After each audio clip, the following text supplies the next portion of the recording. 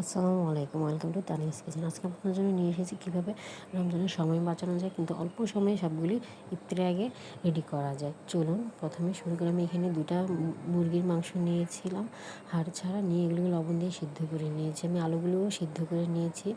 নিয়ে মুরগির মাংসগুলোকে আমি হাতে ঝোড়া ঝোড়া করে নিয়েছি। তারপরে আলুগুলোকে হাতে ম্যাশ করে নিয়েছি। নেওয়ার পরে এখানে আমি গাজর ব্লেন্ড করে নিয়েছি মেশিনের সাহায্যে। আপনারা ইচ্ছা মতো আপনারা পছন্দ মতো সবজি দিতে পারেন। এখানে আমি গাজর দিয়েছি পরিমাণ মতো, তারপর পেঁয়াজ কুচি দিয়েছি, লবণ দিয়েছি, কাঁচামরিচ দিয়েছি, ধনেপাতা দিয়েছি। আপনারা ইচ্ছা করলে যার যার পছন্দ সবজি দিতে পারেন।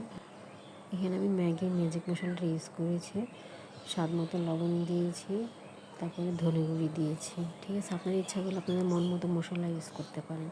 করে এগুলো আমি সবগুলি একসাথে মিক্স করে নেব। আমার যখন মিক্স করা হয়ে যাবে তখন এখানে আমি হাতের তেল লাগিয়ে রোল আকারে শেপ করে নেব। এটা হাতে তেল না লাগালে হাতে সব লেগে যাবে। ঠিক আছে, আপনার ইচ্ছা করলে আপনাদের মন মতো শেপ করে নিতে পারেন।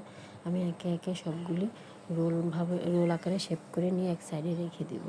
আপনাদের সুবিধার্থে আমি একটু বয়মের ঢাকনা নিয়ে এখানে ডোনার আকারে শেপ করে নিব, আপনারা দেয় সুবিধার্থে।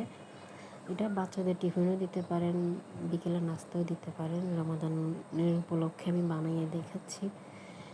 ঠিক আছে, এই যে আমার ফাইনাল লুক। এখানে আমি এগুলিকে ডিপ ফ্রিজে আধা ঘন্টা রেখে দেবো। দিয়ে আমি এক পাশে ব্যাটার তৈরি করে নেবো। এখানে আমি 1/2 কাপ আটা নিয়েছি, একটু পরিমাণ মতো লবণ নিয়েছি, মরিচের গুঁড়ি নিয়েছি। নিয়ে আমি এখানে নর্মাল পানি নিয়েছি। নিয়ে এটাকে একটা ব্যাটার তৈরি করেছি। ঘন পাতলা আপনি সুবিধাতে দেখিয়ে দিলাম কীরকম একটা লিকুইড হবে। তারপরে আমি একে একে রোলগুলি দিয়ে দিচ্ছি, চিকেন রোলগুলি দিয়ে এখানে আমি ব্রেড ক্রাম্ব দিচ্ছি। অনেকে ইচ্ছা করে পাউরুটিতেও দিতে পারেন বা বিস্কিটের গুঁড়িতেও দিতে পারেন। আমি দিয়ে এখানে আমি এটাকে আবার ডিপ ফ্রিজে রেখে দেবো আধা ঘন্টার জন্য। তারপরে এটা আধা ঘন্টা পরে নামিয়ে আমি বক্সে রেখে দেবো। যখন ইফতারি বানাবো তখন ইফতারের আগে দিয়ে এটা নামিয়ে ভেজে নেব। এই যে আমার ফাইনাল লুক।